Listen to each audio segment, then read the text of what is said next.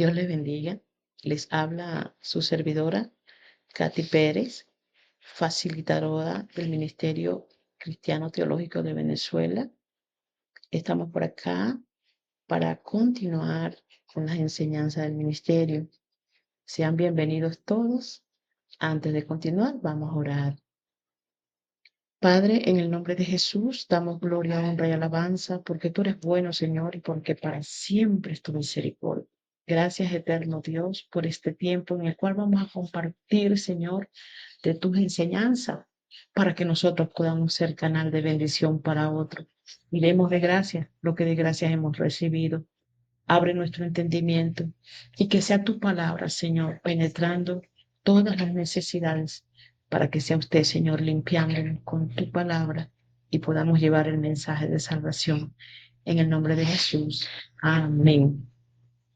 Bueno, vamos a estar en este tiempo con la materia teología ministerial y el tema número 1, el tema de hoy es introducción a los dones ministeriales en el libro de los Hechos.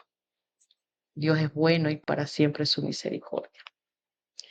Tenemos que el mismo Jesús nos dio la enseñanza de cómo debería estar constituida la iglesia. ¿Por qué el Señor hizo hincapié en que esto funcionara de esta manera?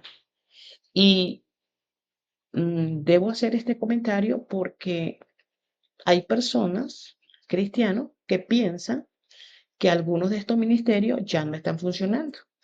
Y si la iglesia todavía está en la tierra, ¿cómo es que entonces puede faltar alguno de estos ministerios? O sea, la pregunta es, si una mesa tiene 5 patitas y le falta una, ¿va a tener el mismo soporte? ¿Va a poder soportar el mismo peso? Yo considero que no. Y si fue el mismo Señor que le dio la importancia a la constitución de la iglesia, ¿por qué tengo yo que cuestionar que algunos de los ministerios ya no están vigentes? ¿Será que ya la iglesia está perfeccionada? ¿O será que la iglesia está en proceso de construcción? Por eso es que entonces vamos a ver por qué es tan importante que nosotros conozcamos esa conformación de la iglesia. Es importante. O sea, no es un tema al azar, no es un capricho. No, es necesario que la iglesia crea y entienda que esos dones, que esos ministerios fueron constituidos por el mismo Dios, porque la razón es construir una iglesia sin mancha ni arrugas. Entonces dice que él mismo, ¿quién? Jesús. Jesús constituyó la iglesia con los ministerios. Y los dones son regalos de Dios. El Padre da dones al nacer, el Hijo da dones al nacer de nuevo, al creer y aceptar a Jesucristo. Y el Espíritu Santo nos da dones al ser bautizado. ¿Por qué y para qué son esos dones y esos ministerios? ¿Por qué son tan importantes? Bueno, porque la iglesia necesita ser construida. Y entonces dice en el libro de Efesios 4:11, él mismo constituyó a unos apóstoles, profetas, evangelistas, pastores y maestros. Así está conformado el cuerpo de Cristo perfectamente. ¿Cuál es la meta de la iglesia perfecta? ¿Cuál es la meta? Bueno, Jesucristo está preparando para sí mismo una iglesia, ¿verdad? La iglesia no está formada todavía, la iglesia se está formando y aún así Dios está preparando un lugar para esa iglesia. Dice entonces que Jesucristo está preparando esa iglesia para sí mismo, una iglesia gloriosa que no tuviese manchas ni arrugas. Todavía tenemos muchas manchas y arrugas por las cuales si no las evitamos o las quitamos, no vamos a poder entrar al cielo, porque dice la Biblia que vamos a entrar sin mancha de arruga. Y una mancha o una arruga puede ser un mal pensamiento que tengo en el momento, cuando soy egoísta, cuando soy chismoso. Bueno, aquellos pecados que en realidad no se ven, pero que están allí. Entonces, esos pecados que no se ven, tenemos que tener mucho cuidado, sobre todo los que están en la mente, ¿sí? Porque hay cosas que el mundo no sabe, solamente Dios y nosotros. De esas cosas debemos guardar. Bueno, entonces esas manchas y esas arrugas que presenta la iglesia van a ser perfeccionadas a través de los ministerios, ¿verdad? De esa construcción de esa iglesia. Y lo podemos ver en el libro de Efesios 5:27. Otra meta de una iglesia perfecta es la que Jesús está preparando para santificarla y limpiarla. Somos santos porque somos lavados a través de la sangre del Cordero, pero todavía tenemos que limpiarla.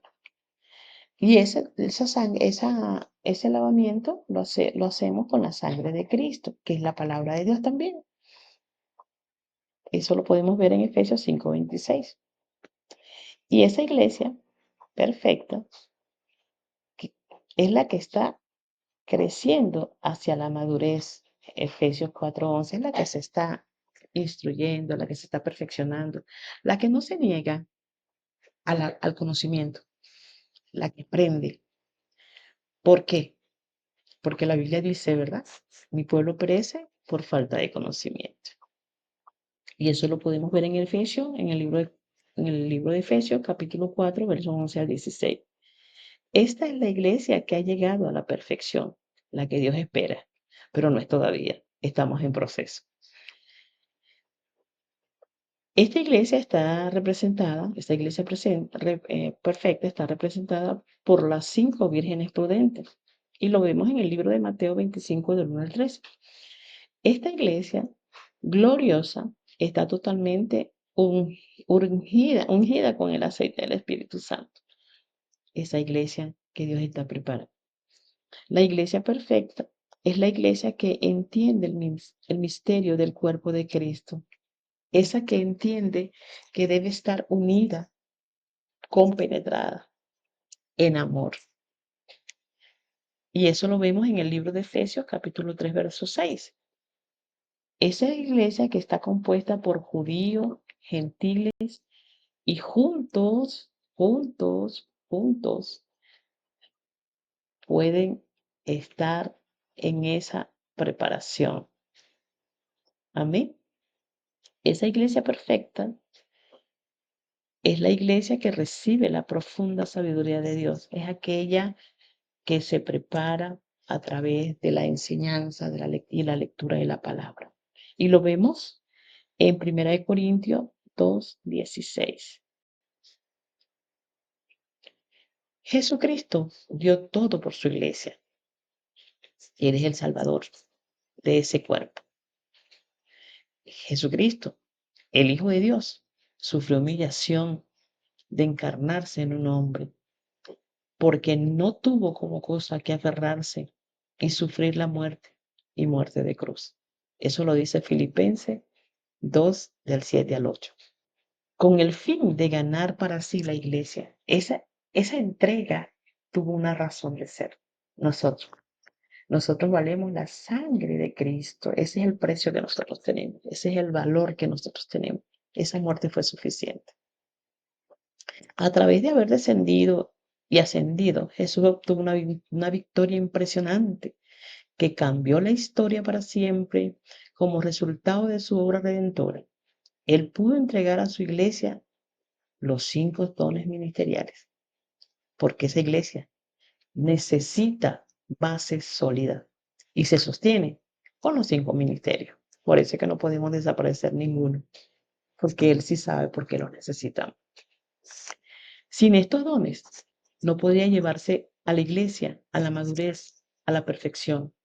El papel de los 5 dones ministeriales es múltiple en la formación del cuerpo maduro de Cristo. Es importante que nosotros entendamos lo necesario que es que la iglesia tenga presente los 5 ministerios.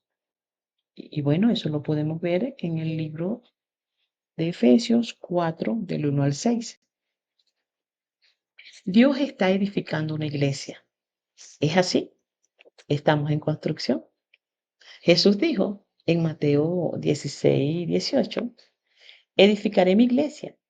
Dios está edificando una casa o un templo, para decirlo en términos del Antiguo Testamento. El templo está formado por piedras vivas. Somos edificados como casa espiritual de Dios para morar, en el que nosotros, como sacerdotes, ofrecemos sacrificios espirituales. Ya no necesitamos ah, un templo para adorar, ¿verdad? Para ir a adorar.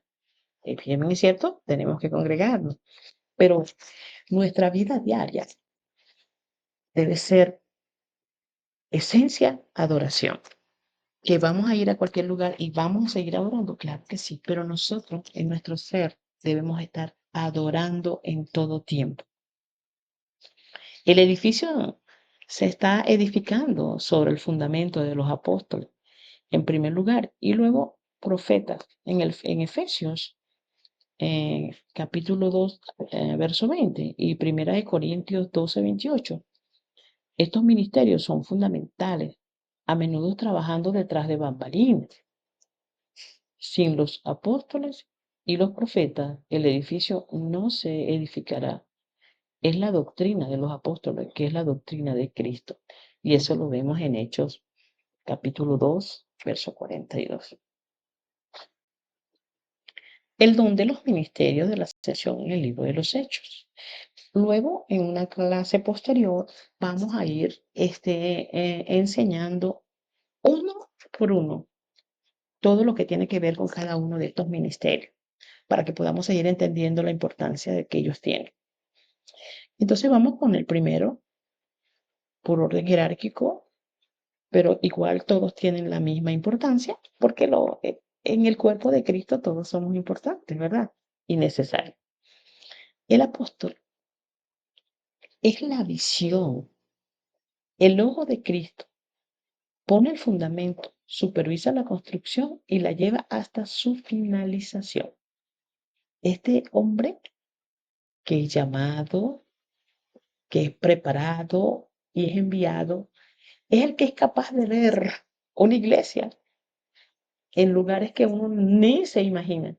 Y él dice, allí hay una iglesia. Los demás no entienden, pero cuando él recibe la revelación de Dios, cuando él dice, allí va una iglesia, porque ha recibido la instrucción directa de Dios.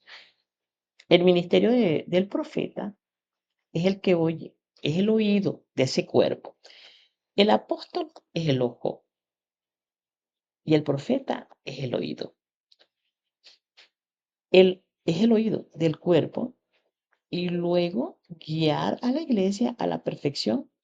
El profeta oye y trae la revelación de la palabra de Dios. Es ese hombre que recibe la voz de Dios y la transmite al pueblo. El otro ministerio es el evangelista, que es la voz, es el que se encarga de llevar ese mensaje al mundo. Ese evangelista es el que predica la salvación a las almas, y las almas son salvadas y entonces se convierten en las paredes del templo. Este hombre lanza la palabra, los pesca y los lleva a la iglesia. Yo particularmente siempre oro para que las personas a las que yo le predico y se convierten, primeramente le digo que lean la Biblia y que vayan a la iglesia donde Dios los lleve. Es más bonito. Normalmente no los invito a mi iglesia si no están cerca, pero acostumbro a que cuando llevo a una persona a los pies de Cristo, les hago la invitación para que vayan a una iglesia donde Dios los lleve primeramente y que lean la palabra. Esa es mi percepción. ¿Ah? No quiero llevar gente a la iglesia para mi iglesia. Quiero llevar la iglesia a las personas. Tenemos también como ministerio el pastor. Este ministerio básico del pastor es caminar junto al rebaño.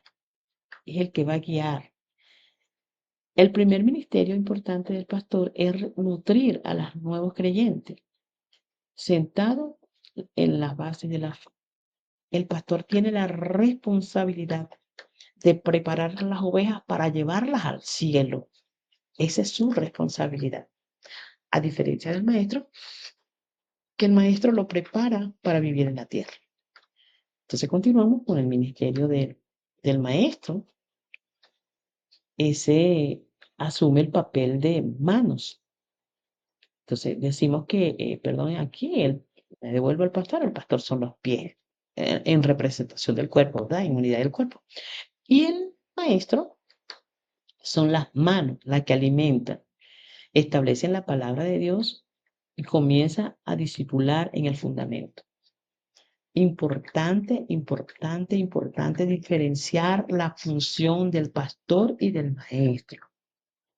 El pastor prepara para vivir en el cielo. El maestro prepara para vivir en la tierra. Cada uno tiene su función y las dos son importantes. En resumen, el apóstol y el profeta sientan los cimientos, un fundamento sólido en la palabra de Dios. Sobre esa base, el evangelista se fortalece para salir al mundo y predicar la salvación y muchas almas se han salvado. Él sabe que puede llevarlos a una iglesia fuerte, debidamente fundada, en la cual hay un equipo de pastores y ancianos para alimentar todos estas nuevas, a estos nuevos cristianos y para darles de comer la leche de la palabra. A continuación, el maestro entra y empieza a establecerlos en la palabra de Dios, discipulándoles y basándose en los cimientos. Luego están capacitados y equipados para comenzar a enseñar a los demás a moverse en la unción ministerial del poder de Dios y a los demás. Dios es bueno. Fue un placer atenderles. Muchas gracias por su atención. Espero que esto sea de bendición y que sean bendecidos todos.